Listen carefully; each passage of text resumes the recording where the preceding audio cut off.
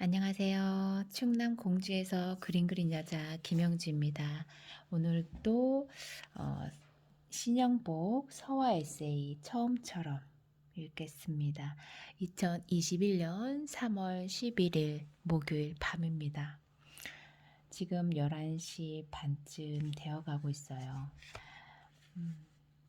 책을 좀 읽고 집으로 돌아가겠습니다.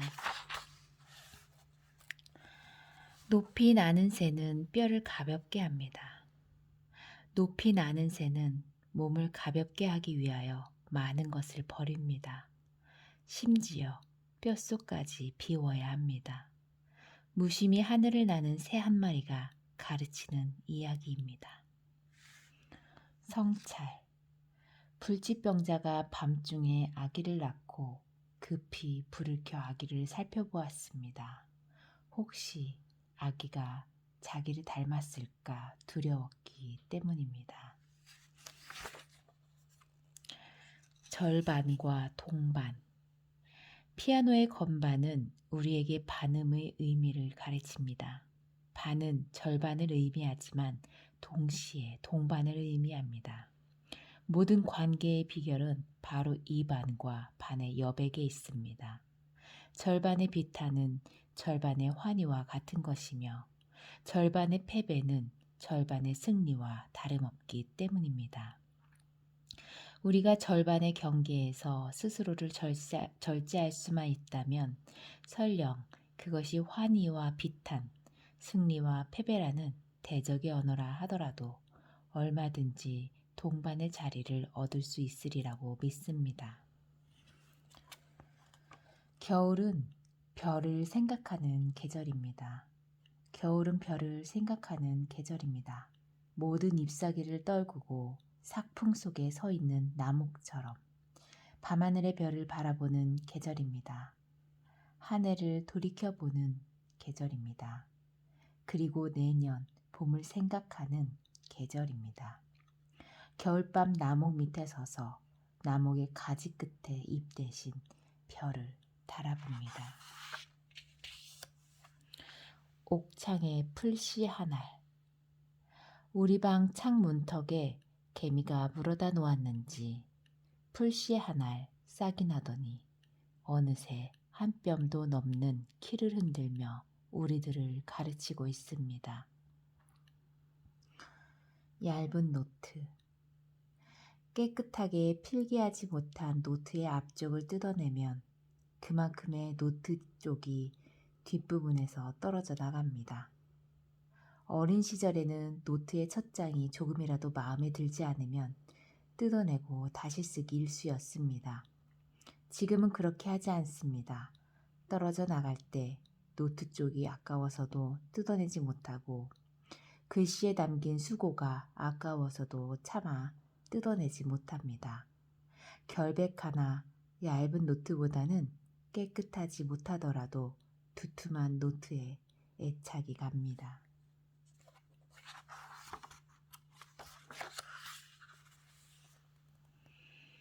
동굴의 우상. 동굴에서 사는 사람은 동굴의 아궁이를 동쪽이라고 생각합니다. 우리는 각자의 처지에서 스스로의 생각을 간추리지 않을 수 없습니다. 대부분의 사람들은 이 주관의 양을 조금이라도 더 줄이고 객관적인 견해를 더 많이 수입하려고 합니다. 주관은 궁벽한 것이고 객관은 보편적이며 주관은 객관으로 발전하지 못하고 객관은 주관을 기초로 하지 않는다고 생각하기 때문입니다. 그러나 그럴 경우 우리가 발 디딜 수 있는 객관적 입장이 존재하지 않는다는 사실에 부딪히게 됩니다. 그렇기 때문에 우리의 생각을 온당하게 키워가기 위해서는 저마다 그곳에 고유한 주관에 충실함으로써 오히려 객관의 지평을 열어가는 순서를 밟지 않을 수 없습니다.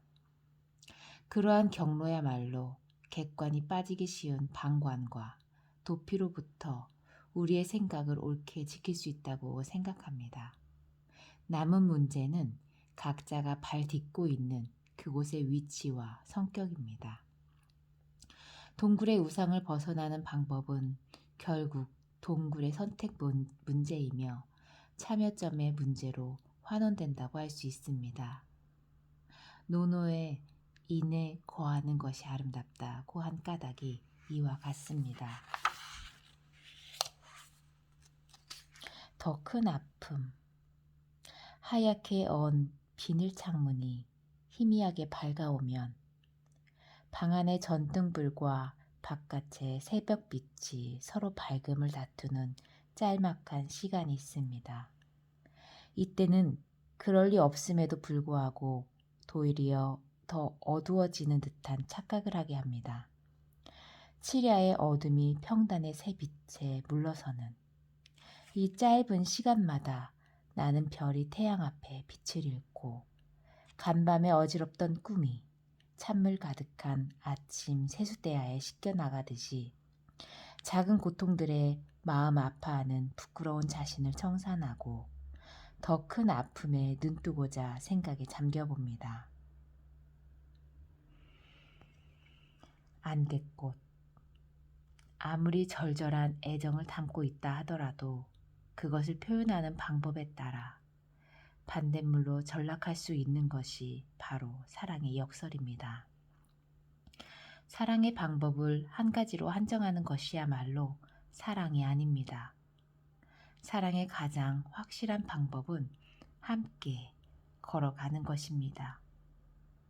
장미가 아니라 함께 핀 안개꽃입니다.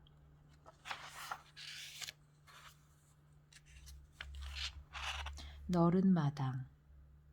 너른 마당이란 대문이 열려있는 마당입니다. 대문이 열려있으면 마당과 골목이 연결됩니다. 그만큼 넓어집니다.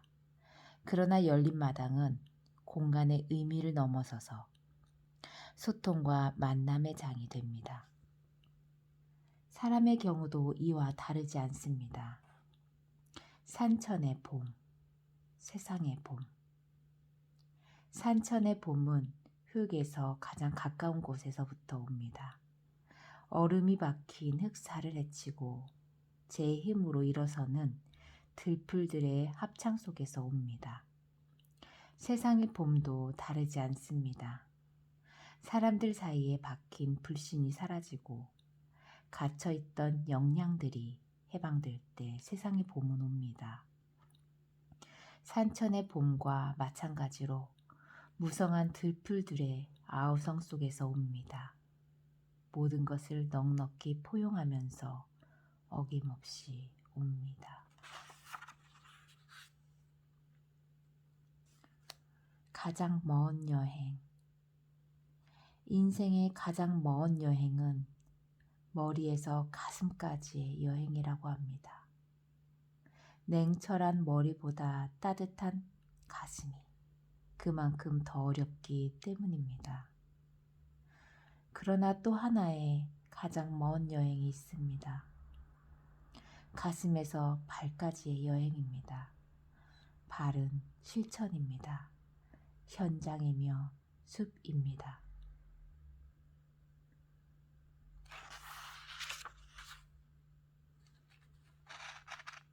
백년강. 좋은 쇠는 뜨거운 화로에서 100번 단련된 다음에 나오는 법이며 매화는 추운 고통을 겪은 다음에 맑은 향기를 발하는 법이다. 역경의 사람들에게 회자되는 글귀입니다. 감옥을 홍로처럼 자기 자신을 단련하는 공간으로 삼고 무기징역형 한 곳 속의 매화처럼 청향을 예비하는 시절로 삼아야겠다는 생각으로 감옥에서 붓글씨로 자주 쓰던 글귀입니다. 돌이켜보면 감옥은 나의 경우 대학이었습니다. 인간에 대한 이해, 사회와 역사에 대한 깨달음을 안겨준 나의 대학 시절이었습니다. 태산 일출을 기다리며 당신에게 보내는 마지막 엽서를 끝내고 옆에다 태산 일출을 그렸습니다. 그리고 잠시 생각한 후에 그림 속의 해를 지웠습니다. 물론 일출을 보지 못하였기 때문이기도 하지만 태산에 일출을 그려 넣는 일은 당신에게 남겨두어야 할 것 같았기 때문입니다. 곤경에서 배우고 어둠 밤을 지키며 새로운 태양을 띄워 올리는 일은 새로운 사람들의 몫으로 남겨두어야 할 것 같았기 때문이었습니다. 비슷한 얼굴. 함께 오래 살다 보면 어느덧 비슷한 말투, 비슷한 욕심, 비슷한 얼굴을 가지게 됩니다. 자기가 다른 사람과 비슷하다는 사실, 여럿 중에 하나에 불과하다는 사실은 대부분의 사람들이 못마땅하게 여깁니다. 개인의 세계에 살고 있는 우리들의 당연한 생각이 아닐 수 없습니다. 그러나 우리가 잊고 있는 것은 아무리 담장을 높이더라도 사람들은 결국 서로가 서로의 일부가 되어 닮아가지 않을 수 없다는 사실입니다. 함께 햇빛을 나누고 함께 비를 맞으며 함께 살아가고 있다는 사실입니다. 그리하여 한 폭이 미나리 아제비나 보잘것없는 개똥벌레 한 마리도 그냥 지나치지 않는 열린 사랑을 갖게 된다는 사실입니다. 한 그루 나무가 되라고 한다면 나는 산 봉우리의 낙낙장송보다 수많은 나무들이 합창하는 숲속에 서고 싶습니다. 한 알의 물방울이 되라고 한다면 나는 바다를 선택하고 싶습니다. 가장 많은 사람들이 모여 사는 나지막한 동네에서 비슷한 말투, 비슷한 욕심, 비슷한 얼굴을 가지고 싶습니다.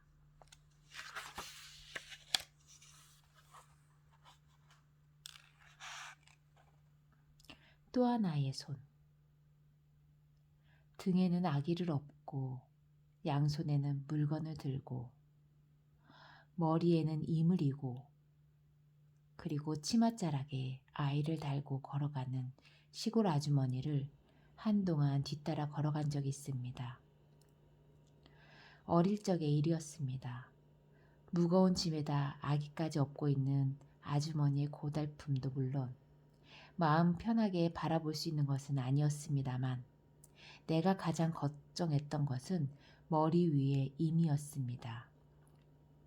등에 업힌 아기는 띠로 동였고 양손의 물건은 손으로 쥐고 있어서 땅에 떨어질 염려는 없었습니다만 머리에 올려놓은 임은 매우 걱정스러웠습니다.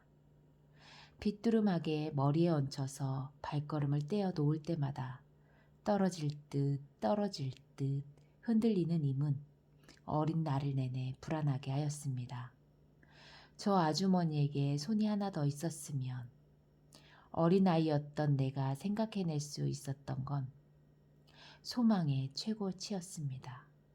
나는 그 뒤 훨씬 철이 들고 난 후에도 가끔 또 하나의 손에 대하여 생각하는 버릇을 갖고 있습니다. 3개의 손, 4개의 손, 수많은 손을 가질 순 없을까? 짐이 여러 개일 때나 일손이 달릴 때면 자주 그런 상상을 하였습니다. 추운 겨울 아침에 찬물 빨래를 할 때에도 생각이 간절하였습니다. 그러나 지금은 어릴 때에 간절했던 또 하나의 손이 짐을 들어주는 손이 아니라 손을 잡아주는 손이기를 바랍니다. 다정한 악수이기를 바랍니다. 일몰. 오늘 저녁의 일몰에서 내일 아침의 일출을 읽는 마음이 지성입니다.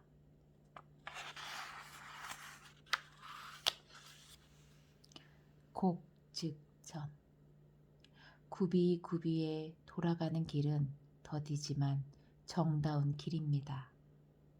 산천을 벗삼고 가는 길입니다. 생명을 다치게 하지 않는 살림의 질서입니다. 꽃과 나비. 꽃과 나비는 부모가 돌보지 않아도 저렇게 아름답게 자라지 않느냐. 어린 아들에게 이 말을 유언으로 남기고 돌아가신 분이 있습니다.